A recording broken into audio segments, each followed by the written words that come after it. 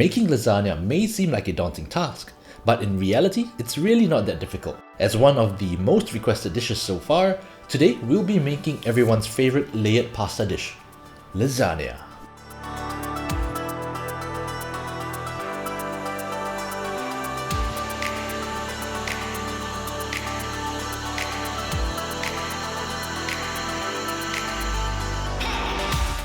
So the thing about lasagna is that it's super easy to make and is pretty forgiving. However, there are a number of things you can do to take it to the next level. Also, the great thing about it is that you can make the sauces in advance and bake the lasagna fresh whenever you want, or just make a huge batch of lasagna, freeze a portion of it, keep the other portion in the fridge and reheat it whenever you want. With that being said, let's just begin. For this recipe, you'll need a good bechamel, which consists of 25 grams flour, 25 grams unsalted butter, and 300 grams of milk. On top of that, you'll need an undefined amount of cheese, some pasta sheets, and some good old Bolognese. If you don't know how to make that, I'll link it over here or somewhere in the description.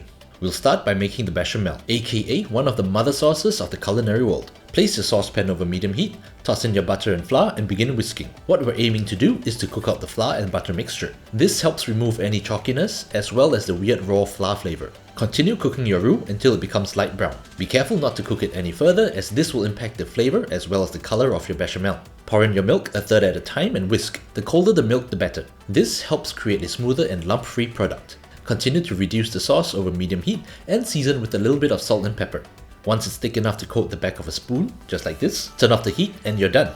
Now to spice things up a bit, toss in a handful of whatever cheese you have on hand, except the square sliced nonsense. The amount you use depends on the type of cheese you're using, so remember to taste your bechamel. Also, while optional, a light grating of fresh nutmeg will elevate your sauce to another level. Set it aside to cool for a while you prepare the other ingredients. In another tray or pan, place a few lasagna sheets and pour hot water over them. Let them soak for about 10 to 15 minutes or until slightly pliable. As for the number of sheets required, this really depends on the baking dish you'll be using. Also, you may need to trim off the sheets, so you'll have to eyeball this. Lasagna assemble! Start by lightly coating the dish with some olive oil.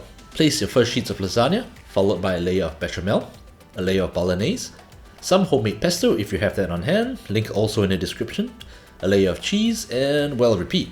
If you're looking for that glorious stringy cheese pool, you'll need to add a bit more mozzarella. In my case, I opted for a mix of cheddar, parmesan and Monterey Jack, mostly because that's all that was available. I've been told it's hard to top a good lasagna, but in my experience, I don't see what all the fuss is about. Just grate a generous amount of parmesan over the top and cover with aluminium foil. Place in a preheated oven at 190 degrees for 20 minutes. Then, remove the foil and bake for an additional 20 minutes.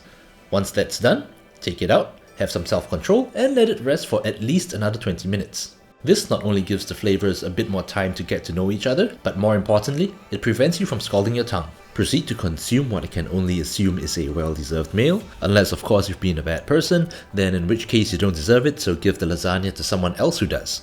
It may not be the prettiest of dishes, but I'd rather it be ugly and taste good, rather than one that looks good in photos, but has absolutely no substance. And there you have it, a lasagna so good it would make even Garfield proud. But that's all for today. If you enjoyed the video or learned something new, hit that like button, share the video and consider subscribing. Thank you so much for watching, and I'll see you in the next video.